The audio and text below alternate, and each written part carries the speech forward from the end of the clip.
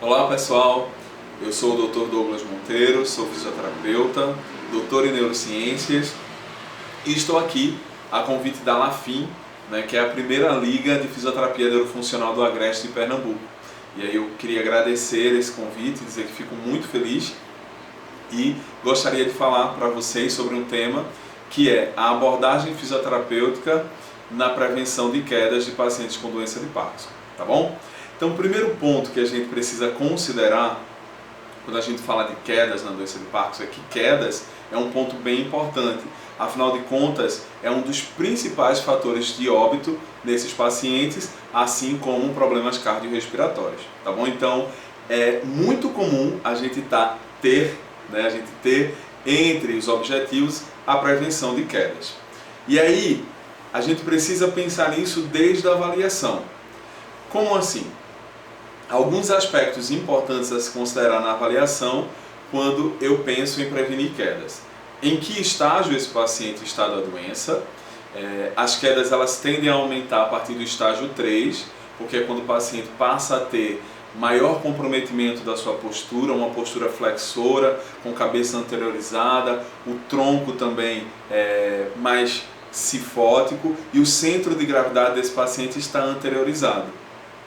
Além disso, a partir do estágio 3, geralmente o paciente começa a apresentar também instabilidade postural, que é a dificuldade em ter as reações de endireitamento, proteção durante o desequilíbrio. Muito comum e não é obrigatório todos os pacientes apresentarem o freezing, que é o congelamento durante a marcha e é um fator que aumenta muito, exacerba muito o índice de quedas, tá bom? Então, a gente pensar em que estágio o paciente está. Então, estágio 3 e 4 são os pacientes que provavelmente vão apresentar mais quedas.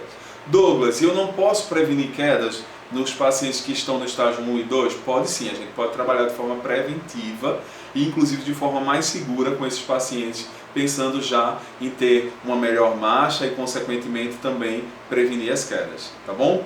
Então, além de entender em que estágio está o paciente que eu estou tratando, é muito importante durante a avaliação eu perceber como é que está a força do meu paciente, Então, avaliar o grau de força do meu paciente, em especial dos membros inferiores, porque é um fator que pode também predispor muitas quedas.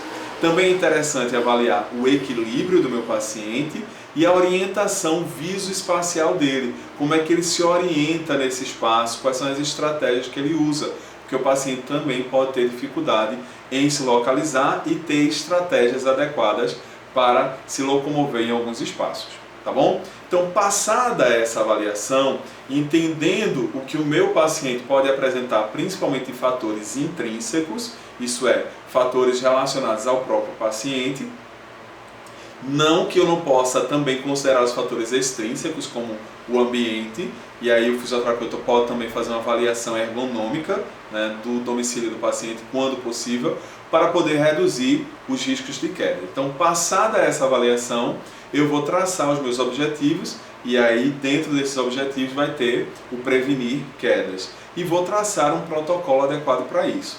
E aí eu vou colocar aqui alguns pontos que seria interessante vocês lembrarem durante o protocolo de vocês.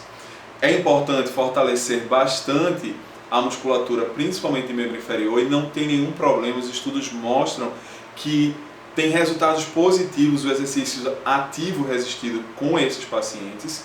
É importante também trabalhar a postura desse paciente, isso é, a flexibilidade muscular, principalmente da cadeia anterior de tronco, devido a essa anteriorização do centro de gravidade, tá? É muito interessante isso. É importante trabalhar o equilíbrio desse paciente, tanto de forma estática quanto de forma dinâmica, e aí envolve o treinar a marcha, e o treinar a marcha dentro de circuitos onde o paciente ele possa trabalhar funções inclusive executivas de tomadas de decisão, muitas vezes tirando esse paciente do ambiente clínico ou da sua casa para ir a uma praça, para ir à rua onde ele tem que tomar decisão porque vem alguém correndo na praça ou porque tem um obstáculo, isso é bem interessante, e também não esquecer de treinar as reações antecipatórias desse paciente. Como assim?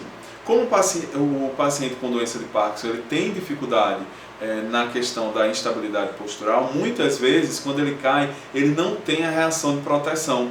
Eles caem para frente e machucam inclusive a face, podem ter fraturas de face por não ter essa reação de levar as mãos à frente do corpo para se proteger. Então é interessante que a gente utilize de exercícios onde o paciente ele possa ser surpreendido e ter essas reações. E nas fases iniciais da doença, a gente possa também trabalhar a questão da dupla tarefa, isso é, realizar duas tarefas ao mesmo tempo, como caminhar e segurar a bola que as pessoas estão jogando para ele, tá bom? Só um pequeno exemplo, ok? Eu espero que essa pequena explanação tenha dado ideias a vocês de como criar um protocolo e também de quão é importante a gente pensar em prevenir quedas nessa população específica. Muito obrigado pelo convite e até a próxima. Tchau, tchau.